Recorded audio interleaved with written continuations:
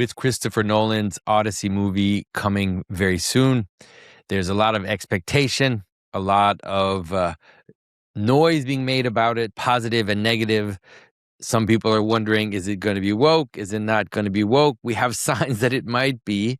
And at the same time, the story is so strong, that story is so compelling, that I have to admit that I'm looking forward to seeing how he does it, because he's such a great director.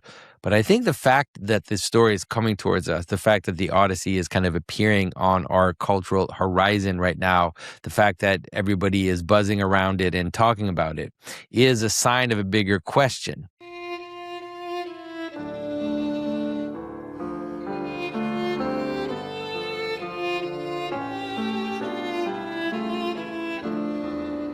This is Jonathan Pajot. Welcome to the Symbolic World.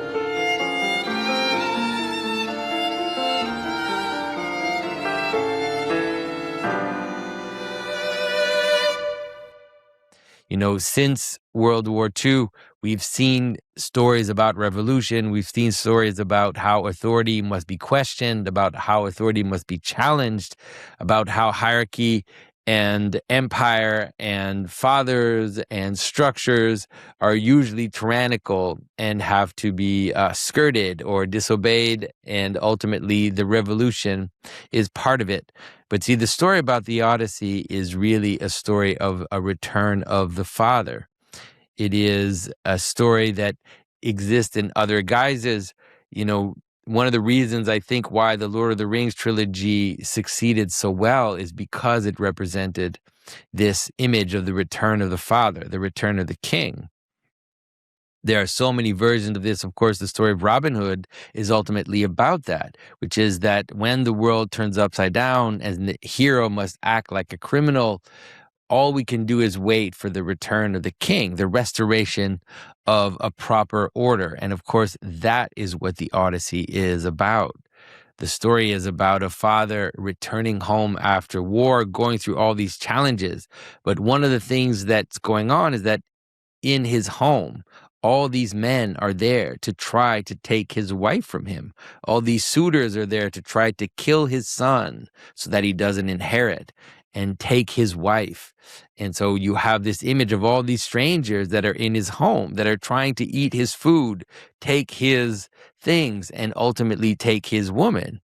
And the father is coming back to restore order and also to exact revenge on the people who are trying to take everything away from him. And so it's a very deep story. And like I said, you know, at the end of the story of Robin Hood, when everything is topsy-turvy, of course, the story of Robin Hood ends with the return of King Richard. We always have to remember that. But why is it that this story hasn't been told for so long? And why is it that when it does, it excites people? Well, it's because since really, not exactly since World War II, but right after World War II, we had a bunch of cultural phenomena, which was in some ways the restoration of the father for a very short time, for maybe about 10 years or so, where you had shows like Leave It to Beaver, like Father Knows Best, and these different images of a traditional family with a father and a mother and the children. But very soon, already starting in the 1960s, you start to see that be challenged, and you start to see what I call the post-World War II story emerge and become stronger and stronger. And what happens in the cultural phenomena is that you will see gradually the father first try to hold on to authority, ultimately be challenged, and then ultimately be represented as a bungling idiot that can only be made fun of. Now, there are many versions of this, but I think the biggest one, and in some ways the most important one in the United States, was this TV show called All in the Family, the classic Archie Bunker, the old man who sits on his couch and is a representative of an older age.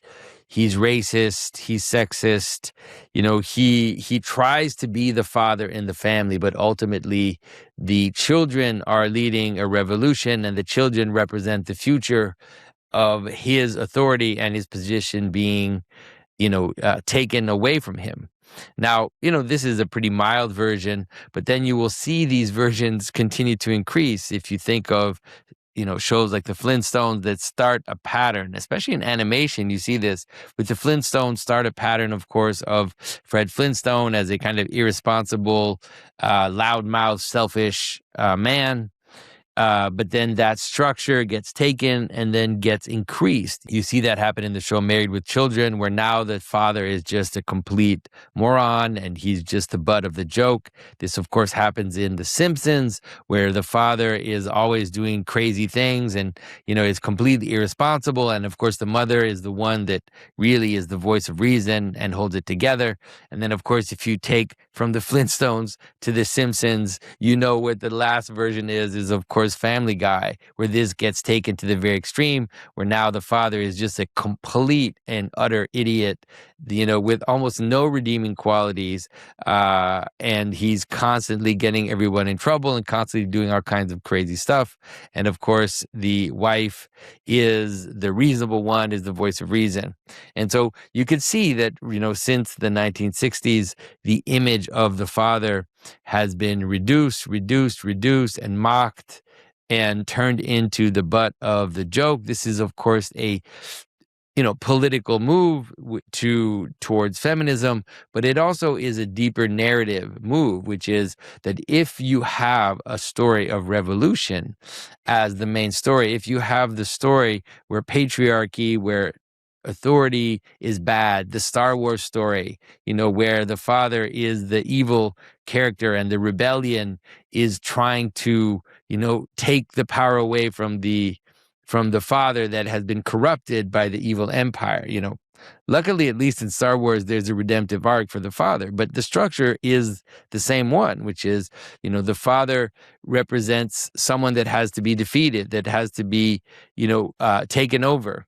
And, this is the ancient pagan structure, right? It's the pagan of Hesiod's theogony that I've talked about many times on this channel before, which is the pattern of castration as the pattern of continuity. That is the mother that castrates the father, ultimately in order, for the children to be freed from his tyranny. And, this is the image that Freud ultimately uses in his own vision of the Oedipal complex as a representation of the ancient pagan vision. One of the important themes in ancient stories, and a theme that we desperately need today, is the theme of the return of the father. And this is, of course, why the Odyssey is back on the horizon of our storytelling, where Odysseus, after all his long exile, finally returns home. And so the place of the father and the importance of the father is something that has been diminished for many decades, but is one that we have to remember and we have to celebrate once again.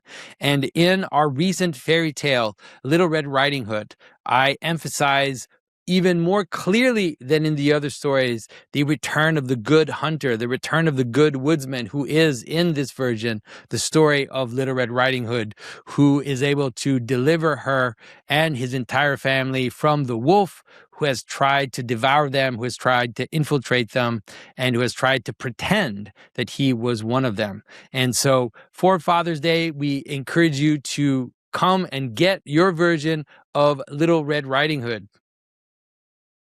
Of course, in the Christian world, we have this vision of filiation.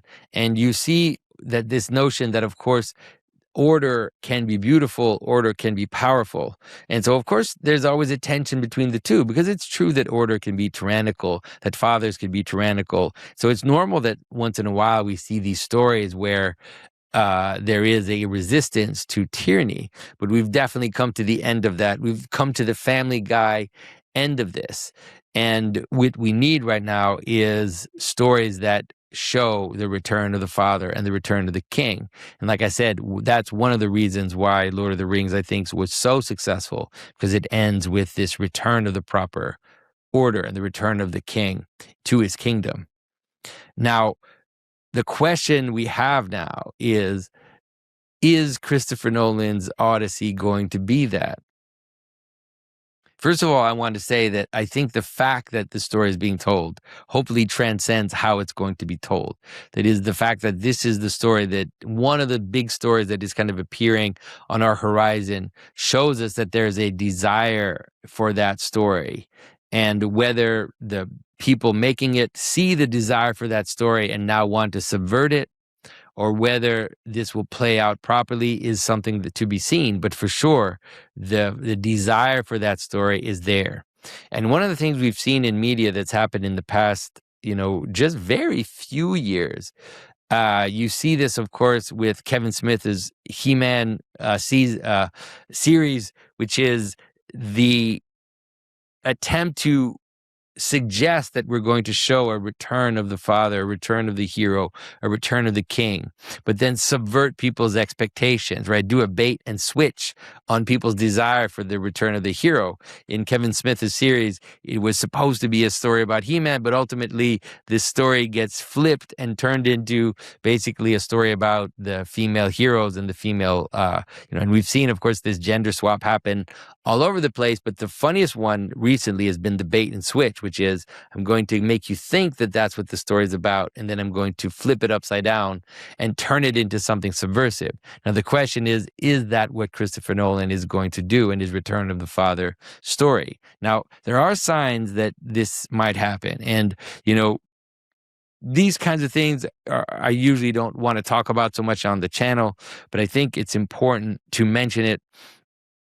One of the big controversies, of course, about the movie is the fact that an African woman is being cast as Helen.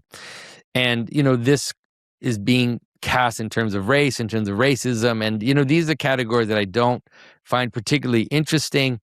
But I do think that it is important to notice what's going on, which is that we have this idea of the return of the father and the return of identity, the return to the origin. One of the things that Odysseus finds when he goes back home is that he finds his bed. And if you remember the story, his bed is actually a tree. And so he cut a tree and made the bed out of this cut down tree. And so you have all these roots that kind of go down into the earth. And this idea that he's coming back to be joined with his wife on that tree that is deeply rooted in the land where he is. And so this idea that the return of the father is also a return to the origin and a return of memory towards our ancestors, right? The return of memory towards the things that bind us together as families, as peoples, as nations. And so, we have to remember that Helen of Troy isn't just a character in a mythological story. She's not just a character in a fictional story that is being swapped, for someone from a different culture, like we've seen in so many of the franchises in the past decades. But Helen of Troy gave her name to the Hellenes, that is, the Greeks that are the foundation of, Western culture, at least a large part of the foundation of Western culture. One of the traditions is that their name comes from Helen. That is, it is in the Trojan War that the first identity was really comes together. And this is so profound that not only the Greeks, but the Romans, that is, the Romans who see themselves as Trojans, and the Greeks that saw themselves, of course, as the Hellenes, they are both, even though they were on opposite sides in that war, they see that story, the story of Helen and the story of the Trojan War, as being the origin of their people. And this is something that, Deacon Seraphim, Roland, and I have been talking about in our Universal History series for a few years now, which is that every single nation in the West will try to connect itself to Troy, even if that connection is mythological and is difficult to defend in terms of modern, history and historiography. The Britons know that their civilization was founded by Brutus who escaped the Trojan War. The gods in the Scandinavian epics, in the Eddas, they are told to be, warriors from Troy that escaped from Troy. And this is true of all the peoples of Europe that are seeing the Trojan War as being the beginning of their civilization. And so this is, in some ways, the end of the line, you could say, for these kinds of gestures of trying to replace characters with other cultures, with other races. And, often you see Africans have their own beautiful traditions, their own beautiful history. They have all kinds of things that make them amazing. And we also know that the joining of African cultures to the West has given us beautiful things like jazz and all kinds of cultural phenomena. And so, of course, we can celebrate that. But if you try to go to the root, if you tried to go to the very person that gave her name to the Hellenes, and you replace her with someone who is not Western, someone who is from another place entirely, someone who is from Africa, or if you did it with someone who's from India or for someone who's from East Asia, all of these things would create the same problem, which is that you're trying to go to the very core, to the very home, to the very seed, the very beginning, and you're trying to replace it with something else. We've seen efforts like this before. If you think of the manner in which Islam, for example, deals with Christianity, this is how they deal with it. They say, oh, you can have your Christ as long as you see the most important thing. As long as you remove the fact that he is the incarnation, as long as you remove the fact that he was crucified and resurrected, then you can have your Christ. So let's take the deepest part. Let's take the thing that really is the seed for the tree, remove that, and then we know that we're going to watch, of course, the tree die. And we think that we're at least going to watch the tree die. And so these types of gestures, the gesture that Christopher Nolan is doing I think is in some ways the last straw. And so, hopefully it will be a time for people to kind of remember and realize, who we are and why the Trojan War is so important, why the transgressions that happen in the Trojan War are lessons that we need to learn from, and why the heroism and the bringing together of the peoples in the Trojan War is also something that we can remember. And I think that this is very important to remember this as we move forward in the end of the World War II consensus story, as we watch and we wait and we look for return of the father, return of the king stories. Hopefully we can find those that are balanced, because we have to remember that when Odysseus returns to his home and finds all of the suitors that have been there eating his food and taking his land and planning to kill his son and take his wife, of course, Odysseus slaughters them all. And of course, that is not the Christian ending to the story.